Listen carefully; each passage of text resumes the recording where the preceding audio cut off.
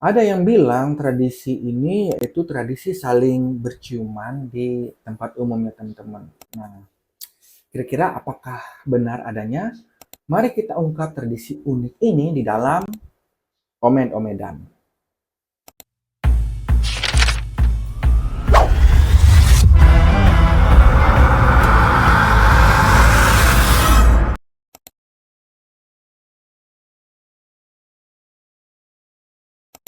Tradisi Omed-Omedan merupakan salah satu tradisi unik di kota Denpasar, tepatnya di Banjarkaje, Kelurahan Sesetan. Nah, tradisi Omed-Omedan ini merupakan sebuah tradisi yang telah berlangsung sejak turun-temurun. Nah, Omed-Omedan sendiri berarti saling tarik-menarik dan hanya dilakukan antara pemuda dan pemudi Banjar Sesetan. Jadi, tradisi ini hanya dilakukan oleh pemuda-pemudinya ya teman-teman. Nah, kalau orang tuanya di mana? Ya sebagai panitia dan sebagai penontonnya teman-teman.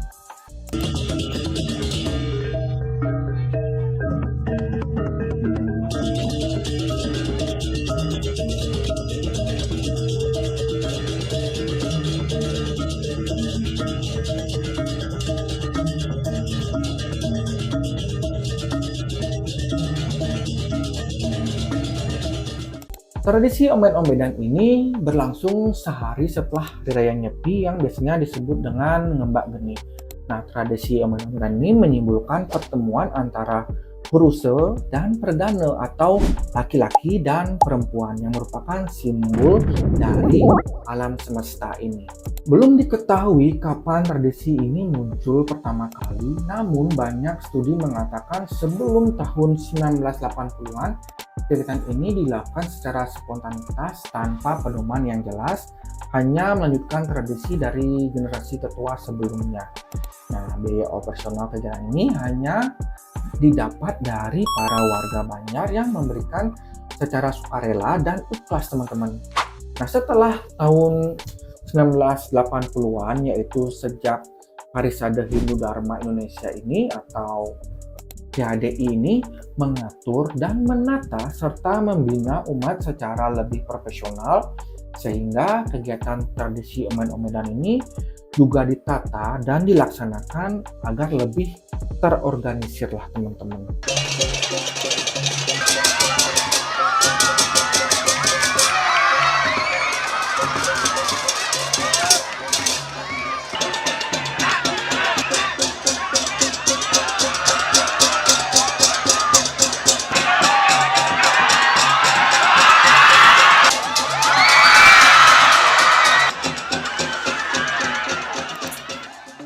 Sebelum tahun 1980-an, pelaksanaannya tepat pada saat Hari Raya Nyepi di sore hari teman-teman.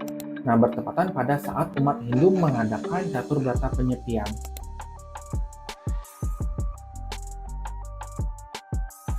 Nah, seperti tidak boleh menghidupkan api, tidak boleh berpoya-poya, tidak boleh bekerja, apalagi tidak boleh berpergian. Nah, sedangkan omed-omedan ini kan berada di luar rumah gitu teman-teman. Nah, tetapi sejak tahun 1980-an kegiatan ini dilakukan pada hari Ngembak Geni sehari setelah Hari Raya Nyepi tersebut, tepatnya pada sore hari ya teman-teman. Sekitar tahun 1984 ada upaya untuk menghentikan tradisi omed-omedan di Banjarkaje Sesetan ini.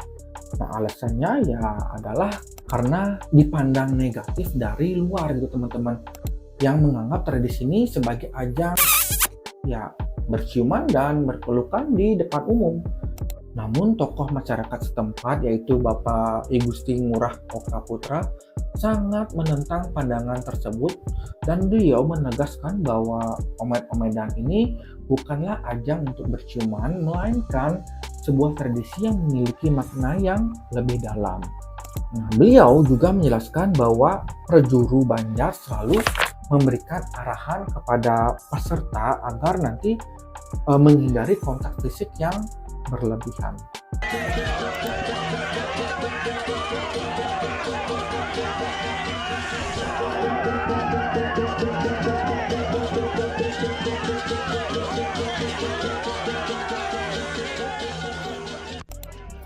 Nah, suatu hari pada perayaan Ngembak Geni pernah ditiadakan tradisi omed-omedan ini ya teman-teman.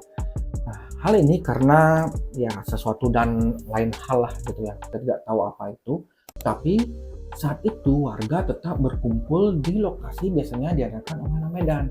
Nah, anehnya teman-teman, tiba-tiba ada 2 ekor babi muncul entah dari mana dan mereka berkelahi di tempat berlangsungnya omed-omedan tersebut. Nah, setelah perkalian babi tersebut, kedua babi itu pergi entah kemana. Jadi pemuda-pemudi yang menyaksikan itu tidak mengetahui babi itu pergi kemana. Dan pemuda yang menyaksikan tersebut langsung menyampaikan kejadian ini terhadap prajuru desa. Nah, setelah kejadian ini, seseorang tokoh penting yaitu Bapak Igusti Ngurah Okaputra yang saya jelaskan tadi itu memutuskan untuk bermusyawarah dengan para pemimpin desa, orang pintar, dan segala lapisan masyarakat. Nah, dalam musyawarah tersebut menghasilkan kesepakatan untuk melanjutkan tradisi omed-omedan seperti biasa sebagai respon atas kejadian hal aneh tersebut, teman-teman. Sumber lain juga menjelaskan asal-usul tradisi omed-omedan ini. Nah, di mana seorang penglingsir atau ketua kerajaan bernama Anak Agung Maderaka yang dijuluki Ide Betara Pomyang mengalami sakit keras sampai tidak mampu beranjak dari tempat tidur beliau. Nah, beliau berpesan agar masyarakat ini tidak menjenguk atau membuat kegaduhan ya teman-teman di purinya. Nah, kegaduhan ini artinya omed-omedan pada saat itu ya teman-teman. Namun saat itu masyarakat ini tetap nekat dan melakukan omed-omedan di depan puri beliau. Dan alhasil beliau ingin menegur masyarakat dengan berusaha beranjak dari tempat tidurnya. Dan anehnya teman-teman, beliau yang sakit ini berusaha untuk bangun dari tempat tidurnya dan menuju ke arah luar rumahnya untuk menegur masyarakat tempat. Dan anehnya, seiring berjalannya beliau ke tempat masyarakat tersebut diadakan omed-omedan ini, penyakit beliau ini berangsur-angsur pulih. Nah, sejak itu tradisi ini dianggap sakral dan dipercaya dapat mencegah musibah dan penyakit, teman-teman. Ada beberapa step yang dilakukan sebelum omed-omedan ini, teman-teman. Nah, yang pertama itu ada namanya mempejati. Nah, mempejati ini artinya kita mengaturkan sembah bakti kita kepada Tuhan Yang Maha Esa agar nanti upacara omed-omedan ini atau tradisi omed-omedan ini berjalan dengan lancar. Setelah mempejati, baru dilaksanakan persembahyangan bersama antara seluruh masyarakat setempat. Nah, setelah sembahyang dilakukan ada namanya Dharma Santi. Dharma Santi ini yaitu tukar pikiran antara pemuda-pemudi, antara ketua adat, perjuru adat, pecalang, dan lain sebagainya.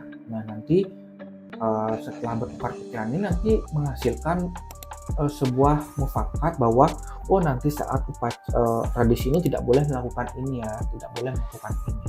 Nah, itu gunanya Dharma Santi. Nah, setelah dilaksanakannya Dharma Santi, ada namanya atraksi pembukaan atau acara pembukaan nanti. Nah, di acara pembukaan ini berbeda-beda setiap tahunnya teman-teman ya, tergantung pengemasan dari pemuda-pemudi Banjar tersebut.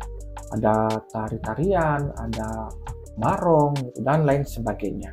Nah, setelah acara pembukaan baru dilaksanakan tradisi omed-omedan, dan yang terakhir acara penutup. Acara penutup ini yaitu berdoa lagi atau sembahyang lagi sebagai rasa ucapan syukur bahwa acara omed-omedan ini berlangsung dengan lancar gitu. Tradisi omed-omedan ini melibatkan pembagian peserta menjadi 2 kelompok. Yang pertama itu ada kelompok laki-laki dan kelompok perempuan. Nah, kedua kelompok ini kemudian membentuk formasi barisan dengan tujuan nanti saling tarik-menarik. Nah, sebelum permainan dimulai, para pecalang, pecalang ini adalah kayak polisi adat di Bali lah teman-teman.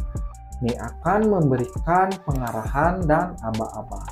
Nah, selama permainan, pecalang juga bertugas sebagai wasit. Selain itu menyiram peserta untuk menghentikan permainan sementara dan mengawasi agar permainan berjalan dengan adil. Sama bahwa tadi di akhir acara itu semua hampir semua atau sebagian besar peserta umet-umetan itu mengalami keras atau kerauhan, yang artinya kalau menurut kepercayaan kita di Hindu itu artinya kita Indo Betara sudah menunjukkan kebesarannya. Oleh karena itu kami atas nama pemerintah Kota Denpasar sekali lagi mengucapkan terima kasih pada elemen masyarakat khususnya Banjar, Kajo, Sesetan ini.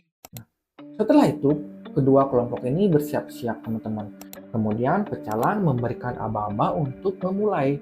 Nah, masing-masing kelompok akan berusaha saling menarik lawan ke arah belakang ya teman-teman. Nah, kelompok yang kakinya melewati garis, nah dianggap kalah.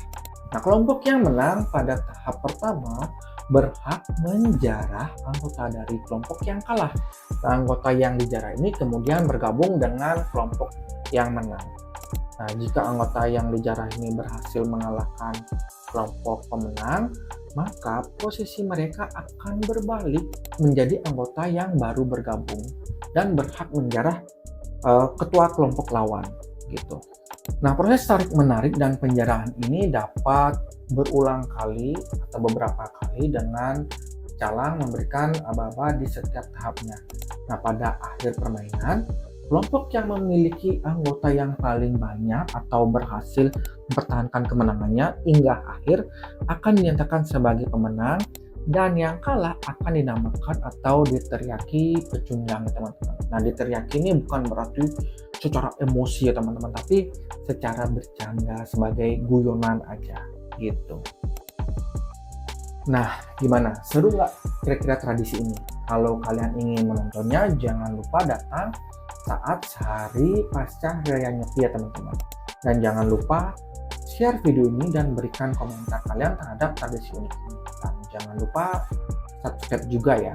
Oke, saya Hendro Art, pamit undur diri dan thank you.